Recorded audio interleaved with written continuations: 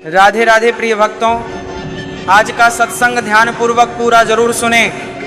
घर में सुख शांति और समृद्धि के लिए यह खास बातें जरूर ध्यान रखें। आप सभी लोग जो अपने घरों में दीपक जलाते हैं, उसकी बाती का पूरा जल जाना या बच जाना क्या संकेत देता है? ये आपकी पूजा घर, मंदिर और खास अवसरों पर जैसे कि दीपावली, व्रत और अन्य धार्मिक अनुष्ठानों में दीपक जलाने से जुड़ा है। क्या कभी आपने सोचा है या देखा है होगा कि जब आप दीपक जलाते हैं तो वो आपके जीवन में कौन से संकेत दे रहा है? क्या आपके दीपक की बाती पूरी तरह से जल जाती है या वो आधी जली रह जाती है? और क्या दीपक की बाती पर फूल बनने का क्या अर्थ होता है? क्या आपको पता है कि पहले से जले हुए दीपक में बाती जलाना आपकी परेशानियों का कारण हो सकता है या नहीं? और कितने समय तक, कितने सालों तक एक ही दीपक का उपयोग करना शुभ माना जाता है या अशुभ? आज हम इन सभी रहस्यों का पर्दाफाश करेंगे और जानेंगे कि दीपक आपके जीवन में खुशहाली या बाधाएं कैसे ला सकता है। तो भक्तों, आपको जानकर हैरानी होगी कि आप अपने पूजा घर या मंदिर में दीपक जलाते समय अगर ये गलती करते हैं तो आपको इसका परिणाम जरूर भुगतना होगा।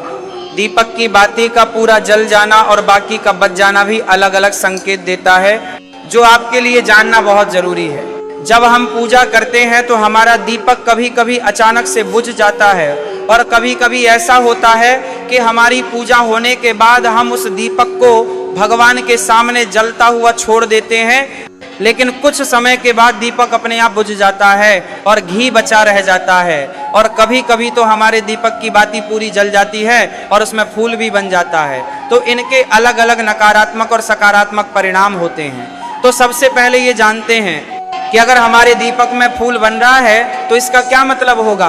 प्रिय मित्रों, अगर हमारे दीपक की बाती में फूल बन रहा है तो इसका सीधा सा मतलब है कि भगवान ने हमारी प्रार्थना को स्वीकार कर लिया है और वह हमारी पूजा से प्रसन्न है। वह इस बात का संकेत बाती में बने इस फूल के माध्यम से देते हैं। अगर आपके घर में दिव्य शक्तियां मौजूद हैं और आपके साथ साथ वह भी ईश्वर की पूजा में अपना ध्यान लगाती हैं, तो आपके दीपक की बाती में एक से ज्यादा फूल बनते हैं और कभी कभी साथ ही किसी भी देवी देवता का रूप भी दिखने लगता है। तो अगर आपके दीपक की बाती में फूल बन रहा है तो आपके दीपक की बाती में फूल बन रहा है, आप सच में बहुत भाग्यशाली हैं। इसी के साथ दीपक जलाने के भी कुछ खास नियम आपको जरूर जानने चाहिए। भक्तों, अगर आप पहले से जले हुए दीपक में अपनी बाती रखकर जलाते हैं तो ऐसा करने से दुर्भाग्य आपका पीछा कभी नहीं छोड़ता। अगर दीपक में पहले से जली हुई बाती की राख या फिर रुई और कालिक है और आपने अपनी बाती इसमें रखकर जला दी तो ऐसा करने से भगवान आपसे प्रसन्न होने की बजाय नाराज हो जाते हैं और आपको इसके बहुत ही भयानक परिणाम देखने को मिलते हैं।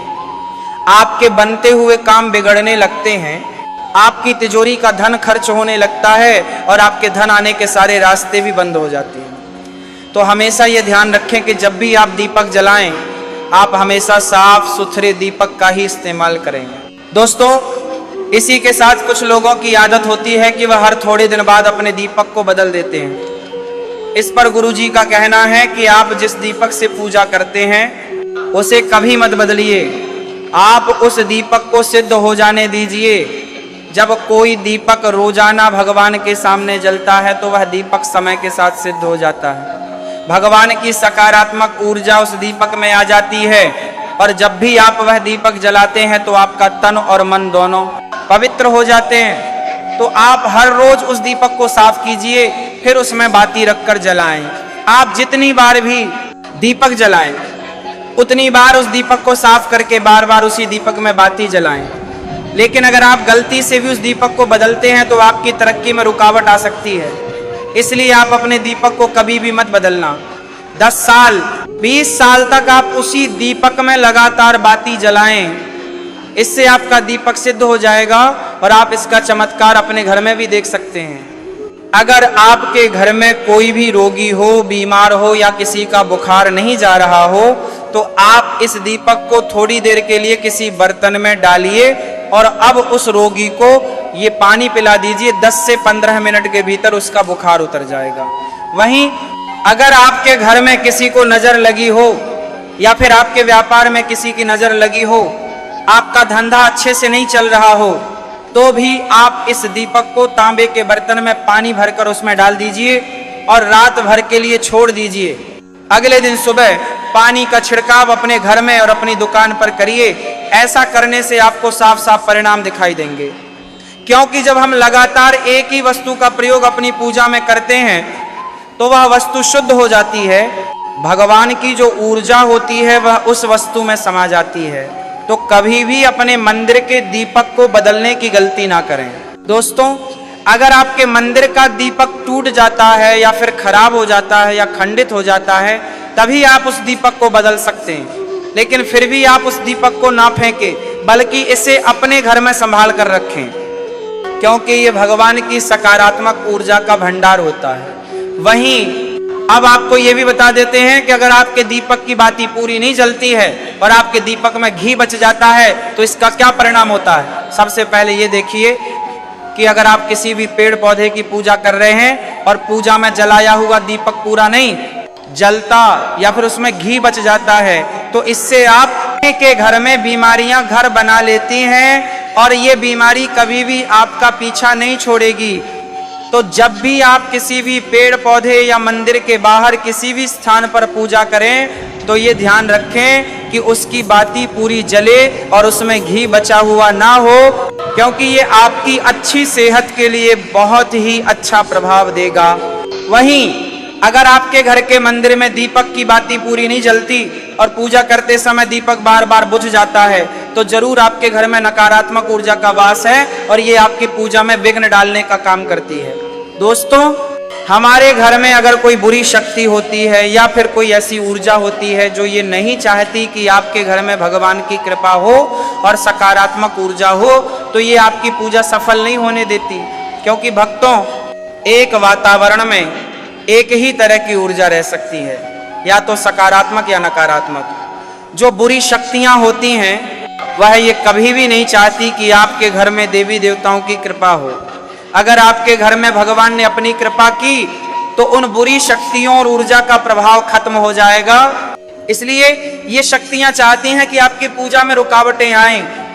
इन्हीं के प्रभाव से हमारा दीपक बार बार बुझ जाता है या फिर दीपक की बाती पूरी नहीं जलती। इस सब से बचने के लिए आपको सच्चे मन से भगवान का स्मरण करना चाहिए। जब भी आप दीपक जलाएं, भगवान से प्रार्थना करें कि आपके आसपास जितनी भी नकारात्मक ऊर्जा हो वह आपसे दूर रहे और भगवान की कृपा आप पर बनी रहे। ऐसी शक्तियों से बचने के लिए जब भी आप दीपक जलाएं, गंगा जल से गोल घेरा बना लें और उस घेरे में दीपक को रखें, क्योंकि दोस्तों, गंगा जल को बहुत ही पवित्र माना गया है और महादेव का वरदान भी गंगा जल को प्राप्त है। गंगा जल में सबसे पहले तो कोई भी बुरी शक्ति प्रवेश नहीं कर सकती, इसलिए गंगा जल कभी खराब नहीं होता और हर तरह की ऊता रजा को सकारात्मक ऊर्जा में बदल देता है। अगर आप गंगा जल से बने गोल घेरे में दीपक को रखेंगे तो ये आपकी पूजा में किसी भी शक्ति को बाधा नहीं बनने देगा और कोई भी नकारात्मक शक्ति आपके दीपक को बुझा नहीं पाएगी। आप निर्विघ्न अपनी पूजा संपन्न कर पाएंगे और देवी शक्तियां भी आपके जीवन में अपनी कृपा और आशीर्वाद बनाए रखेंगे। ये जो हमें दुख मिलते हैं ना, ये पाप के कारण मिलते हैं। लोग मारे मारे घूम रहे हैं दुख मिटाने के लिए, सोचते हैं कोई जादू कर दे, कोई टोना कर दे, कोई जंतर बांध दे, कोई आशीर्वाद दे दे। अरे काहे को पागल हो? यदि तुम अच्छे आचरण करते हो, भगवान का नाम जप करते हो, सन्मार्ग से चलते हो, तो तुम्हें किसी से आशीर्वाद मांगने की जरूरत नहीं। बात मान लीजिए, प्रार्थना मान लीजिए।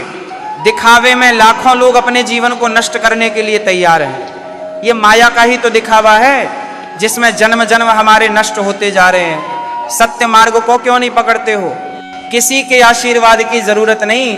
आपको आनंद प्राप्ति के लिए, आप आनंद के बच्चे हो, आनंद स्वरूप हो, जिनसे आशीर्वाद मांगते हो उनके अंदर जो आत्म तत्व बैठा है वह तुम्हारे अंदर बैठा है।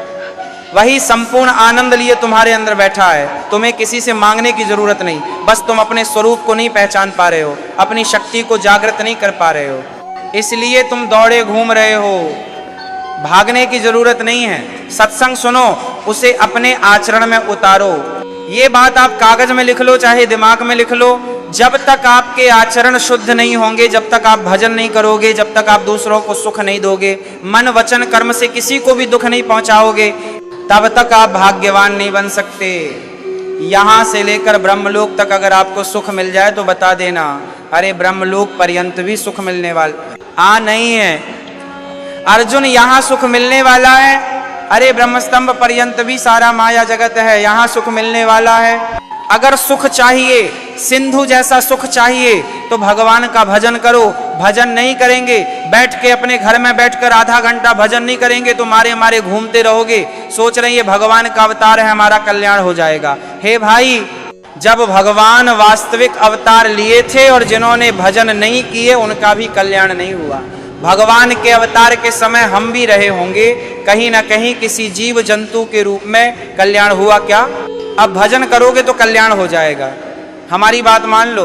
बार बार आपको कभी कड़वे शब्दों में, कभी मीठे शब्दों में बताते हैं, हे भाई, बचपन से भगवान के मार्ग में लगे हुए हैं, हमको अपना कर्म भोगना पड़ रहा है। जो शरीर रचना के समय रचा गया था वह सुखद या दुखद कर्म भोगना पड़ेगा।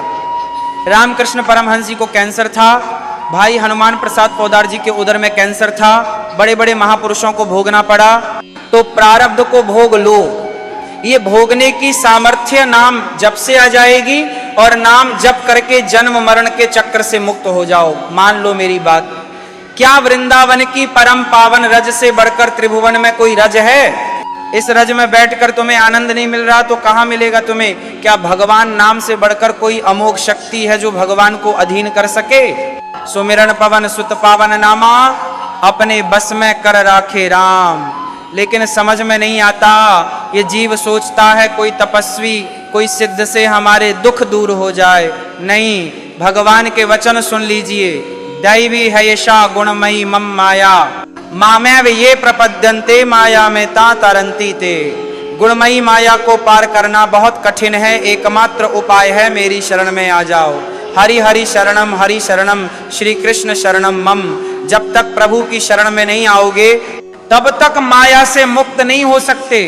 पर समझ में नहीं आता, लोगों को ऐसा लगता है मैं जाऊंगा, आशीर्वाद मिलेगा, मैं सिद्ध हो जाऊंगा, सब दुख नष्ट हो जाएंगे। आप समझो, हमारी प्रार्थना को समझो। हम अंदर से पीड़ित होकर बोल रहे हैं, आप लोग समझते नहीं हो। भगवान का भजन किए बिना कहीं भी भाग के चले जाओ, आपको शांति नहीं मिलेगी प्यारे।